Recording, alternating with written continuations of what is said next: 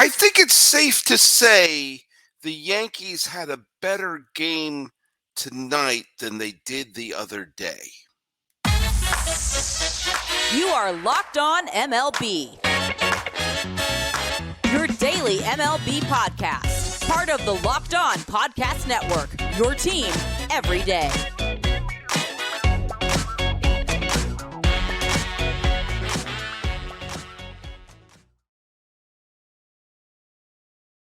Hello, baseball fans, and welcome to Locked On MLB, part of the Locked On Podcast Network, where it's your team every day. Just my microphone. And this is the daily podcast. We talk about all of Major League Baseball. I am your host, Paul Francis Sullivan. If you don't believe me, I can prove it with my lower third right there. You can call me Sully. I am an Emmy-nominated television producer who has been a baseball podcaster for the last decade or so. And for the last 5 seasons, I've been a podcaster here at the Locked On Podcast Network, where it's your team every day. Follow us at Locked On MLB Pods on Twitter and Instagram. You could follow me. I'm your pal Sully. I'm at Sully Baseball on Twitter, Sully Baseball Podcast on Instagram. I'm not going to give you a lot of backstory about today's podcast, but I will say this. I recorded a podcast where I basically broke down my all-star team, what my all-star game roster would be. The starters, the reserves, all the players are, every team has a representative, and I did my best to put together the team, as best I can. And I recorded that, and that was going to be released on Thursday because I have the big roster reveal show on Thursday. And I recorded that earlier today, and I said, there you go. I'm going to take tonight off for podcasting. I got a good podcast. It's ready to go. And in fact, I watched Indiana Jones and The Last Crusade, the one with Sean Connery, with my sons, because we're going to go see the new Indiana Jones movie tomorrow night, and we're going to, we're get in the Indiana Jones mood. And as I'm watching the game, as I'm watching the movie, I'm not paying attention to the baseball scores. Movie ends, great movie, check my phone. And I missed a perfect game. Not only did I miss a perfect game, I'm in the Bay Area right now. The Yankees and the A's played just across the bay from where I am right now. And lots of good seats were available. I didn't necessarily had to use my my Gametime app in order to buy tickets there. And I toyed with the idea of going to the A's Yankee game tonight, but I said, no, I'm going to spend the night with my boys. Now, a perfect game was thrown. That's only happened 23 other times in Major League Baseball history. A perfect game. Now, remember the night before I did a whole big old thing about what an embarrassment the game when they lost 2-1 to Oakland. And I started talking about Cashman this and that, and the Yankees are dead for the neck up, and all this other stuff I talked about. And this is why baseball is the greatest game of all. Because you could have that humiliating loss. They had the 2-1 loss where the bats were dead and they couldn't do anything. And the very next day, the Yankees won as decisively as a team can possibly play. They scored 11 runs. 11. And the A's didn't get a base runner on first. If you're an A's fan, you walked out of that game going, you don't say this sentence, if only this happened, we would have won. What? You gave up 11 runs and the guy threw a perfect game at you. That's pretty decisive. In fact, they shouldn't even have shown up. And I can prove that. I can prove that. If a team doesn't show up and it's a forfeit, they have to put an official score down for what the final score would be for the run differential and everything like that. So the official score of a forfeited game is 9-0. And none of the A's players would have had recorded any hits, but they also wouldn't have recorded any at-bats or plate appearances. The same number of hits would have been put on their ledger, but none of their averages would have gone down. And if they didn't show up, they would add -9 to the run differential. But because they show up, they added -11. But The another incredible thing, Domingo German. Now, we all know Domingo German's past. We know his suspensions. We know the domestic violence. And I always feel like you kind of have to mention that. That being said, talking simply about the baseball right now, if you went into this game looking at his last few starts, you would be under the assumption that Domingo German was not just a terrible pitcher, but being on the verge of being designated for assignment. That he has allowed 41 runs in 72 and a third innings, which is an ERA over 5. He's over. He's going to be 31 pretty soon, and pitchers can break down when they get into their 30s. His previous two starts ago, he pitched in the game against Boston. He lasted 2 innings. He allowed 7 hits and 7 earned runs. His previous game, which was against Seattle, just 6 days ago, he couldn't get out of the fourth inning. He allowed 8 earned runs, 8 hits. He allowed 4 homers. 4. He allowed 10 base runners in fewer than 4 innings. So he only pitched 3 1/3 innings. So he went into this game. This is one of the reasons why a lot of Yankee fans were nervous about this game, because the Yankees lost the game the other day 2-1, and they knew that Domingo German, who has been horrible, was coming up to pitch. And so how does he do? A complete game. Perfect game. And with that, officially, baseball has no rhyme or reason. Because you think about some of the players, the great players, some of the great pitchers of all time who never threw a no-hitter. Roger Clemens never threw a no-hitter. Greg Maddux never threw a no-hitter. Now, Pedro Martinez, you kind of have to put an asterisk. Pedro Martinez is my favorite pitcher of all time, my favorite player of all time. Threw a 9-inning perfect game while he pitched for Montreal. But the problem was it was 0-0, and it went to the 10th, and he wound up letting up a hit in the 10th. But Pedro officially never has a no-hitter. And yet, Domingo German has a perfect game. And it's weird because you see some all-time greats with, Randy Johnson threw a perfect game, Sandy Koufax threw a perfect game, and people who were, great pitchers for stretches of time. Is Felix Hernandez a Hall of Famer? I don't know. I think he's on the cusp, but he threw a perfect game. Someone like Matt Cain, not a Hall of Famer, but his peak was incredibly high. He threw a perfect game. Then you have had journeymen like Tom Browning threw a perfect game. And then you have weird ones like Dallas Braden threw a perfect game. Philip Humber threw a perfect game. And of course, Don Larson threw a perfect game in the World Series. Look at Don Larson's career. He was a third or fourth starter at best. And yet he is the one with an immortalized perfect game in the World Series. It's a strange list of people that now includes Domingo German, coming off of a horrible stretch. And this is the first Yankee no-hitter since Corey Kluber. Remember Corey Kluber was a Yankee? He threw a no-hitter as a Yankee. That's weird. Ron Guidry never threw a no-hitter. Think about some of the great Yankee pitchers who never threw a no-hitter. And Corey Kluber and Domingo German are the last two Yankee pitchers to throw a no-hitter. And, perfect game for Domingo German. And I can't help but wonder. Sometimes you have to have a game that's a turning point. I can't help but wonder if a game like this can be a galvanizing moment for the Yankees. Now, there's some teams that throw a no-hitter, and it doesn't affect the team at all. There have been some terrible teams that throw no-hitters. There have been some contending teams that never thrown no-hitters. I remember in 2007 when the Red Sox had a lead for much of the year, but it was shrinking and shrinking fast, and the Yankees were only 1 or 2 games behind them. And the Red Sox never seemed to be able to win the division. and they didn't look like they had a solid footing. It looked like they were about to cough up the division again.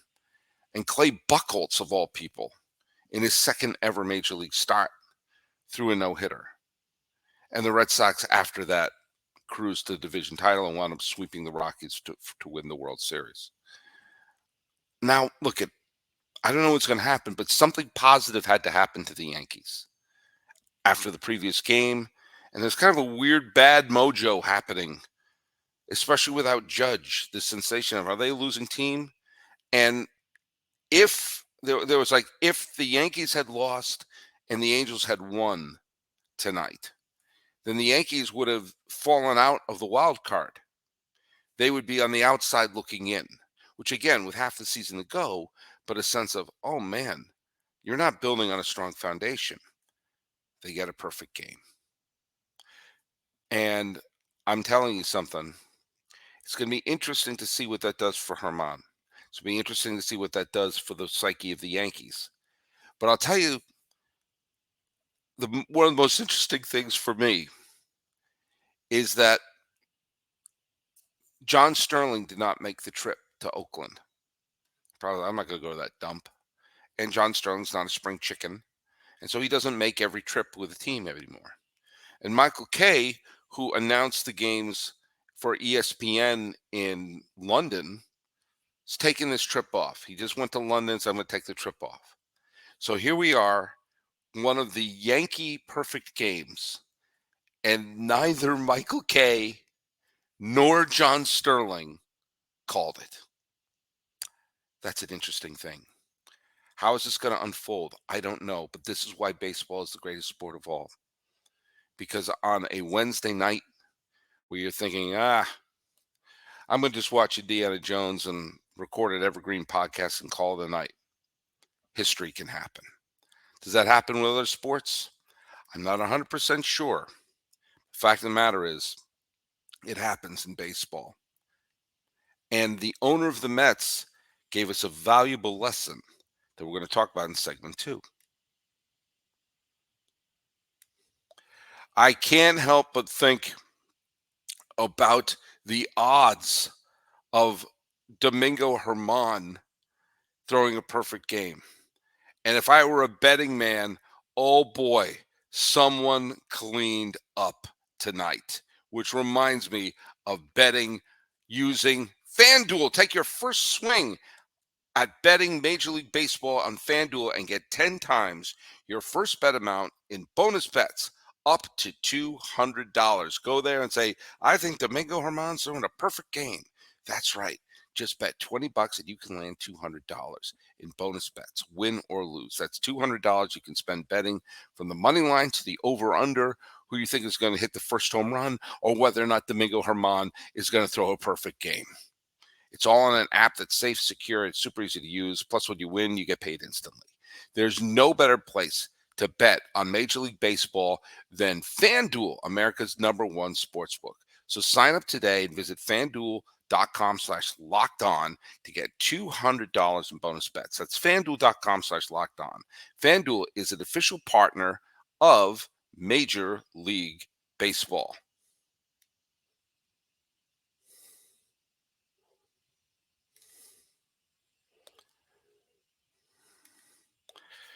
I don't play fantasy baseball, but somewhere out there, there's someone who has a fantasy baseball team, and they have Domingo German on their roster. And they looked at him and said, I'm not going to activate him today. He's stunk the last couple of games. He's not giving me innings. He's been awful. I'm going to bench him today. And that person doesn't get the perfect game on their fantasy team. The other day I was talking about the fact that Steve Cohen was going to do some big announcement. And I thought, does that mean it's the end of Buck Showalter with the Mets? And today the Mets lost again. This time it was a 5-2 loss to the Milwaukee Brewers. The same day it was announced that Max Scherzer would be willing to waive his no-trade clause. The Mets would probably have to eat a ton of his contract, but maybe they'd be able to get something in return. the biggest payroll in the history of baseball, are in all probability going to be sellers at the trade deadline. And Steve Cohen said, "You're going to hear it from me." And I wonder, because he's still a relatively new owner, was this going to be the death knell of the Showalter era? And he did indeed give a press conference and basically said, "No, no, I'm a patient man." And with that, I kind of realized, man, why am I forgetting this all the time? Why am I forgetting the ebbs and flows of a baseball season? And sometimes having a bad year isn't always the worst thing in the world. Sometimes it gives you an opportunity to reset. Sometimes it gives you an opportunity to get your ducks in a row. Sometimes, like what will probably happen with the Mets this year, is they may shed some of their veterans and maybe acquire a young player here or there, but basically say, okay, it's maybe not going to happen this year, but let's not panic. Baseball is a game where one day you are almost shut out by one of the worst teams in baseball, and the next day you win 11-0 with a perfect game. And Cohen seems to understand that. And maybe, just maybe, we should learn from that a little bit. Maybe, just maybe, we should understand that these ebbs and flows are going to happen. And some things are going to be weird. Do you know something that's weird? The first game that was played today was between Atlanta and Minnesota. I guess a rematch of the 1991 World Series, which I think was the greatest World Series I've ever seen. It was basically a bullpen game for the Braves, or if it wasn't, it was just a lot of pitches being used. Final score was 3-0. And the game played much later in the day. The Guardians went to Kansas City, and Kansas City might be the worst team in baseball. And you want to talk about bad run differential, the Guardians won 14-1. That's a negative 13 run differential for the Royals. It was a bad night for the run differential for the A's and the Royals. Now, why am I bringing up those two games? In this game where Jose Ramirez wound up hitting a grand slam, and the Guardians made mincemeat out of the Kansas City Royals, and with that, the Royals are now a sub 300 team. Cleveland has improved their record to 39-40. They've played 79 games and have lost 40 of them, which is almost the definition of mediocre. It's a little worse than mediocre because they're sub 500. They've won 7 of their last 10. They're still sub 500. And tomorrow is the last day of June. That's not very good. And maybe, just maybe, they should be taking a good long look at Shane Bieber and some of their other pitchers and saying, we package them together, especially in this is a seller's market, we can get those young players. Here's the problem. With that 39-40 record, they are now in first place by themselves with a sub 500 record on the eve of the final day of June. The Cleveland Guardians can start calculating their magic number. They will be in first place by themselves and be sellers at the same time. I mean, and not even in a sort of like impulsive, the Brewers trading away Hader or the A's trading away Cespedes in some sort of strange situation. They'd be like, yeah, we should rebuild. We're not very good. We may win our second straight division title, but we're not really that good. The Minnesota Twins have fallen. They've dropped their last 3 games, and they're now sub 500. They're sub 490 and no longer in first place. For the first time since Memorial Day, when calculating the summer score, every day the Twins can look up and say, hey, we're not very good, but at least we're in first. Now here we are, Cleveland. Things don't always make sense. Things don't always make sense in the world right now. You take a look at some of the other games that went on playing today. The Reds and the Orioles played a game that was so crazy The last time a baseball game was witnessed by as much craziness was in the movie One Flew Over the Cuckoo's Nest. Back and forth, 3 runs for Cincinnati in the first, 4 runs for Baltimore in the first, and a mammoth game tying home run by Frazier in the 8th inning, only to have a 2-run homer by Friedel. All of a sudden, the Reds, who allowed 7 runs in Camden Yards, have regained first place with their 2 victories. The Brewers kept pace with a victory over the Mets, who are not, who are not quite sure what they're doing right now. Are they sellers? What are they doing? I don't know, and neither do you. The Pirates have pulled themselves off the mat a little bit. They're still sub 500, but they've won the last couple of games. They're starting to crawl back. And Santana got a 2-run home run. And Snell, who's been pitching wonderfully for San Diego, wet the bed. And if you asked me who's going to throw a perfect game today, I probably would have said Snell and not Domingo German. Webb has been a wonderful pitcher for San Francisco today. So naturally, he got absolutely bombed by Toronto in a 6-1. It was 5-0 after 1. Nothing makes sense. Nothing makes sense. The Astros won again in a 10-7 game, but the Rangers also won 10-2. So the defending World Series champion Houston Astros are on the outside looking in. They are not a playoff team right now with a record of 43-37, but the Cleveland Guardians are with a record of 39-40. Does baseball make sense? Of course it doesn't. Will the entire goodness of a perfect game be wiped away if the Yankees lose tomorrow? Actually, kind of, yeah.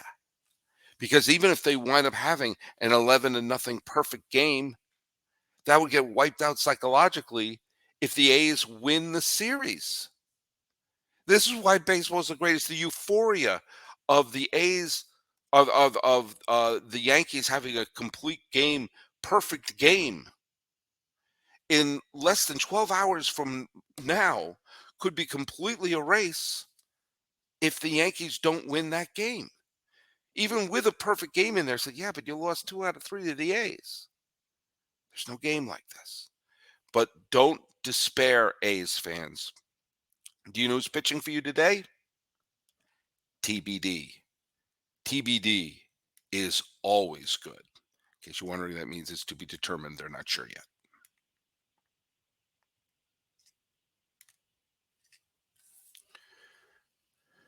I don't have a trivia question for today because I set up a trivia question for the All-Star roster show, and I gave the answer to the previous question and dropped a new trivia question on there. So I don't have one prepared for today because I don't want to have multiple answers floating around. But I'll tell you one thing, a couple of people have sent me some tweets, and I'm going to answer some of them right now. It's on my phone. If you see me looking down, here we go. Jeff Cohen, who is always he's been a guest on the show, says the Mets and Padres are big disappointments. I was talking about some of the disappointments in baseball, but what about the Mariners? Figured they'd be contending for the division after last season. Absolutely. And the Mariners made some big moves this last year, including bringing in Teoscar Hernandez. I think when you take a look at some of the managers who might be in the hot seat, I don't know why Service would not be mentioned in that as well. The only 2 teams that are not in the AL Central, only 2 American League teams that were not in the AL Central would be either in first or tied for first if they were in the Central. The A's obviously are a bad team, and they would not be in first place. But the Mariners also have a worse record than the Cleveland Guardians. The Mariners were supposed to be good this year, and they're not. And while there's a lot of goodwill and positivity over the fact that they snuck into the playoffs last year, then they won that wild series against the Toronto Blue Jays, this is a disappointment. And if they wind up with a losing record in a year where they were supposed to be taking the next big step, I'm sorry, would you have to start thinking of the Mariners as a team where you have to make a change to the manager who's going to take it to the next level? Is that a Joe Madden landing spot? I didn't say that out loud. Is it? Could it be? I'm not saying anything. Could they be? Might be looking at Joe Madden. I don't know. We'll find out. We're all going to find out. Okay. What? Let's see what else we have in terms of tweets that were sent to your pal Sully. Michael Hughes says, "Hey Sully, I know free agency came to Major League Baseball in 1976, but what happened to players that got released before that day? Could they sign with another organization?" That's exactly what happened. There was a reserve clause, which meant that teams, this is the way they interpreted the law or interpreted the contract. It turned out not to be the case after a while, but the teams could basically renew another player's contract in perpetuity. And if they didn't want to do that, they just wouldn't offer them a contract. And then they could go off and sign with anybody else. That's what happened when Babe Ruth left the Yankees, is they didn't offer him a contract. And so he went off and he signed elsewhere. And if a player got cut, they could sign with whomever they like. One of the most famous instances of that was in 1926. And I mentioned this in a previous podcast. The great pitcher Grover Cleveland Alexander, who was brilliant in the 1910s when he was a pitcher in Philadelphia, but he was pitching for the Cubs and floundering with the Cubs in the 1926. And manager Joe McCarthy wound up saying, "I don't need this guy anymore." And so they wound up cutting him. I mean, he could sign with whomever he wanted to. And he wound up signing with the St. Louis Cardinals and gave the team a little bit of a boost and ultimately became a World Series hero, coming out of the bullpen to save the World Series for the St. Louis Cardinals. But he was released by the Chicago Cubs and he signed with whom he had liked. So that's what would have happened. A couple of people asked me, including Bill Jacobson, asked me, because I gave the trivia question the other day of who was the first Padre to lead the league in home runs, and it was Fred McGriff. A couple of people asked me if Ken Caminiti also had done that, and when he won the MVP in 1996, and the answer is no, he did not lead the league in home runs. He hit 40 home runs, but the league leader that year was the big cat, Andres Galarraga. A couple of those here. There was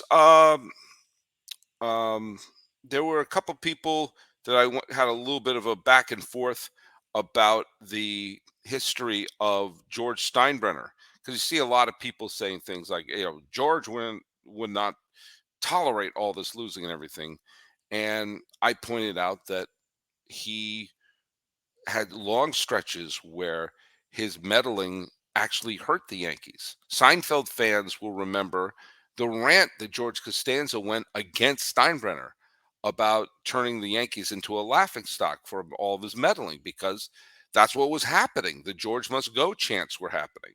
So I had a bunch of back and forths with some other uh, fans, but and I had one other one here. Um, I lost it. Oh dear, I had a question and I don't know what happened to it. And there was a couple things to mention on from the YouTube commenters. Um, oh, this was it. Uh, George Mann is when I was talking about Shohei Ohtani, said, "Can you imagine the Angels making a crazy move, such as trading Mike Trout to keep Shohei Ohtani?" And the answer is this: no, no. Mike Trout is the greatest Angel of all time, and he signed a contract that will keep him in Anaheim until the heat death of the universe. Shohei Ohtani is a Hall of Fame talent, but you're not going to trade away the superstar that you have built this team around, because that the first thing that would happen if you trade Mike Trout, I mean, that doesn't, whatever you get back in return will not equal Mike Trout. And Shohei Ohtani would take one look at that and say, "Have you lost your minds? You just traded Mike Trout. Bye." And so at the end of that, you will have traded Mike Trout for pennies on the dollar and lost Shohei Ohtani. So the fact of the matter is, no, I don't see that happening. Nope. Well, folks, look at. I'm going to post this episode, and then later I'll also post the episode was supposed to be here, where I break down my edition of the All-Star team, where every single player is represented. And so, look at sometimes you think you could take the night off. I thought I could. John Sterling thought he could. Michael Kay thought he could. But let's take the wisdom of Steve Cohen and realize, let's be patient. Baseball is a game for those who are patient.